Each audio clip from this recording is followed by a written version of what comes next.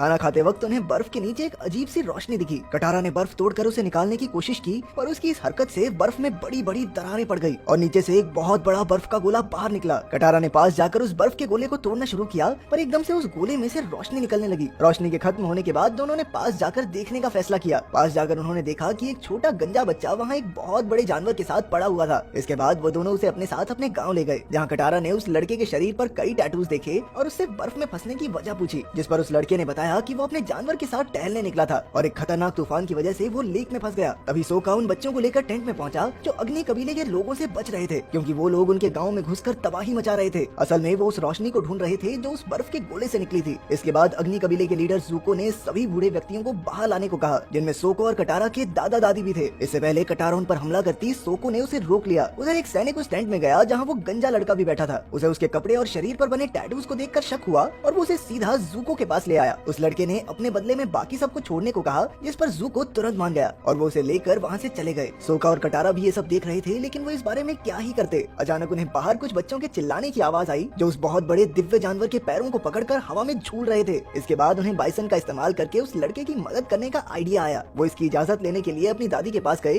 जिन्होंने उन्हें अवतार के बारे में कई बातें बताई। इससे उन्हें ये भी समझ में आया कि अग्नि कबीले के लोग आखिर उस लड़के के पीछे क्यों पड़े थे। उधर जहाज पर ज़ुको के अंकल लोआ ने उस बच्चे के अवतार होने के कई टेस्ट लिए और ये साबित हो गया कि वो सच कह रहा है, क्योंकि वो आग, पानी और पत्थर तीनों को काबू कर सकता था। ये पता लगने के बाद कि वो लड़का अवतार है, लोआ उसके साथ बड़ी इज्जत से पेश आने लगा, लेकिन ज़ुका ने बड़े बेकार तरीके से कहा कि उसे अग्नि कबीले का हिस्सा बन जाना चाहिए, जिस पर अवतार ने मना कर दिया और मौका मिलते ही वहाँ से भाग गया। उन्होंने उसे रोकने की पूरी कोशिश की, लेकिन रोक नहीं पाए। वहाँ से भागकर वो सीधा सोका और कटारा के पास पहुँचा। इसके बाद वो उन दोनों को अपने गाँव में लेकर गया, जो एक पहाड़ की चोटी पर बना हुआ था। उसके गाँव के सभी लोग हवा पर काबू कर सकते थे। वहाँ पहुँचकर उसने सोका और कटारा को बताया कि उसका नाम एंग है और उसके उड़ने वाले बैल का नाम है अप्पा। एंग को अभी तक एहसास नहीं हुआ था कि अग्नि कबीले ने उसके गांव पर हमला करके सबको मार दिया था। वो बार बार अपने दोस्त को बुलाने की कोशिश कर रहा था। कुछ देर बाद कटारा ने एंग को अग्नि कबीले के हमले के बारे में बताया, जो उन्होंने सिर्फ इसलिए किया था क्योंकि वो जानते थे कि अगला अवतार हवा पर काबू करने वाले कबीले से ही निकलेगा। तभी एंग को अपने जिगरी दोस्त का नेकलेस मिला, जो अब कंकाल बन चुका था। एंग समझ गया कि अब हवा को काबू करने वाला वो आखिरी एयर बेंडर बचा है। उसके परिवार और पूरे कबीले की हत्या सिर्फ इसलिए कर दी गई क्योंकि वो वहाँ पैदा हुआ था। उसका मन बहुत सारी भावनाओं से भर गया और तभी अपने दिमाग में वो ड्रैगन स्पिरिट से पहली बार मिला। उधर जहाज पर अग्नि कबीले के कमांडर जाओ ने ज़ुको और लोआ को डिनर पर बुलाया। जाओ ने सबके सामने ज़ुको को कमजोर बताकर उसका मजाक उड़ाया और कहा कि वो अपने बाप का बेटा कहलाने लायक तभी बनेगा अगर वो अवतार को पकड़ कर ले आए। ज़ुको इस बात से बहुत गुस्सा हुआ और उठकर वहाँ से चला गया, लेकिन जाने से पहले उसने जाओ को वादा किया कि वो अवतार को सबसे पहले पकड़ेगा। असल में ज़ुको के पिता ही अग्नि कबीले के राजा हैं। उधर रास्ते में चलते हुए एंग, सोका और कटारा के पास एक लड़की भागते हुए आई, जिसके पीछे अग्नि कबीले के सिपाही पड़े हुए थे। अपनी पहचान छुपाने के लिए एंग ने अपने सर को ढक लिया। कटारा ने उनका मुकाबला करने की कोशिश तो की, पर उसका अपनी शक्तियों पर पूरी तरह काबू नहीं था, इसलिए उसने गलती से अपने भाई सोका को ही जमा दिया। अंत में उन सभी को कैदी बनाकर धरती कबीले के गांव में लेकर गए। वहाँ जाकर उन्होंने देखा कि धरती कबीले के लोगों से जबरदस्ती दिन रात मजदूरी करवाई जाती। ये सब देखकर एंग को बहुत बुरा लगा और उसने उन्हें आजाद करने के लिए सबको एकजुट करने की कोशिश की। जैसे ही उन्हें पता चला कि वो अगला अवतार है, तो उसे अपनी तरफ देखकर उनका हौसला बहुत बढ़ गया और उन्होंने मिलकर अग्नि कबीले के सारे सैनिकों को हरा दिया। लेकिन एंग के पास अभी अपनी पूरी शक्ति नहीं आई थी, क्योंकि अभी तक वो सिर्फ हवा की शक्तियों को ही काबू करने में मास्टर था और अभी पानी, आग और धरती की शक्तियों पर काबू पाना उसे सीखना है। उसने बताया कि 100 साल पहले जब उसे पता चला कि वो अगला अवतार होने वाला है, तो वो इस जिम्मेदारी से डरकर वहाँ से भाग गया था। इसीलिए वो अपने मास्टर से बाकी की 3 शक्तियाँ नहीं सीख पाया। उसकी बात सुनकर सोका ने उसे जल्द से जल्द जाकर एक मास्टर ढूंढने की सलाह दी। एंग ने समय बर्बाद न करते हुए अपना मास्टर ढूंढने का सफर शुरू कर दिया। उधर राजा को भी खबर मिल चुकी थी कि धरती कबीले के लोगों की मदद अवतार ने की है। इसके बाद उसने एंग को पकड़ने के लिए एक प्लान बनाया। उधर जब सोका और कटारा सो रहे थे, तो एंग ने अकेले ही आगे बढ़ने का फैसला किया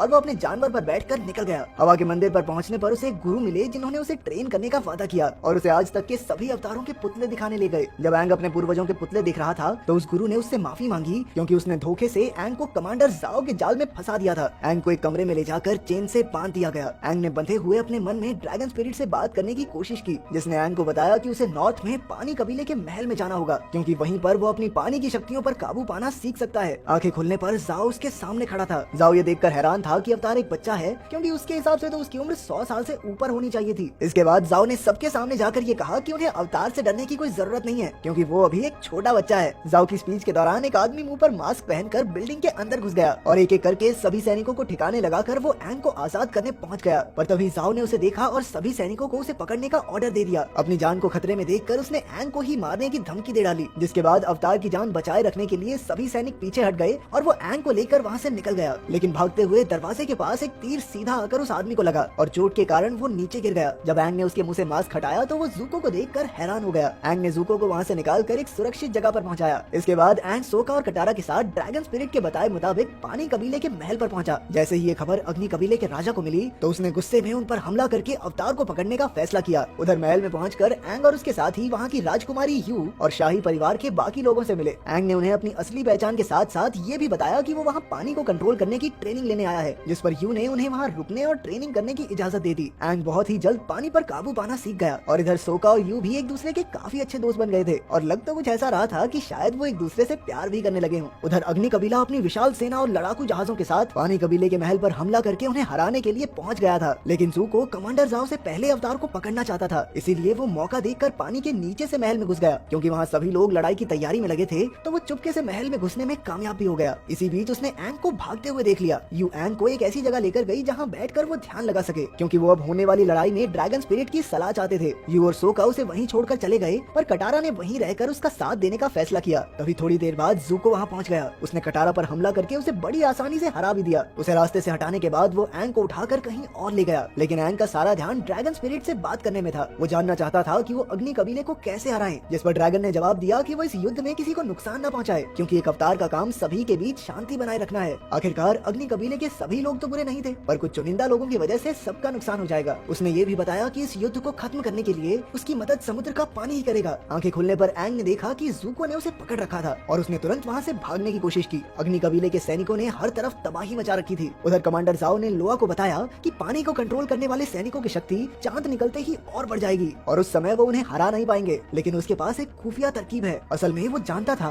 कि पानी कबीले की शक्ति का राज एक दिव्य मछली में छिपा है, इसलिए उसने महल में जाकर उस मछली को मारने का फैसला किया। लोआ ने उसे ये करने से मना भी किया क्योंकि इससे दुनिया का संतुलन हिल जाएगा, पर ज़ाओ ने फिर भी उस मछली को मार डाला। ये देखकर लोआ गुस्से से भर गया। ज़ाओ उसे गुस्से में बेकाबू होता देखकर इतना डर गया कि वहाँ से भाग निकला। उधर मछली के मरते ही पानी कबीले के सभी सैनिकों की शक्ति बहुत कमजोर पड़ गई। यू ये देखकर बहुत परेशान हुई और उसने अपने लोगों की ताकत के लिए अपनी कुर्बानी देने का फैसला किया। सोका ने उसे रोकने की बहुत कोशिश की, लेकिन यू नहीं मानी, क्योंकि उनके लोगों की शक्ति वापस लाने का और कोई रास्ता नहीं बचा था। यू के बलिदान देते ही सभी लोगों की शक्तियाँ वापस आ गई। शक्तियाँ वापस आते ही 4 सैनिकों ने ज़ाओ को घेर लिया और उसे बड़ी दर्दनाक मौत दी। एंग का भी पानी पर पूरी तरह कंट्रोल नहीं आया था, पर तभी उसे याद आया कि कैसे उसके दोस्तों और गाँव वालों ने सिर्फ उसकी वजह से अपनी जान गंवाई थी। वो एक बार फिर से भावनाओं से भर गया। उसने अपनी अपार शक्ति से पूरे समुद्र के पानी को ही अपने कंट्रोल में कर लिया। 100 फीट ऊंची लहरें बनने लगी, जिसने अग्नि कबीले के सारे जहाजों को दूर हटा दिया और इसी तरह युद्ध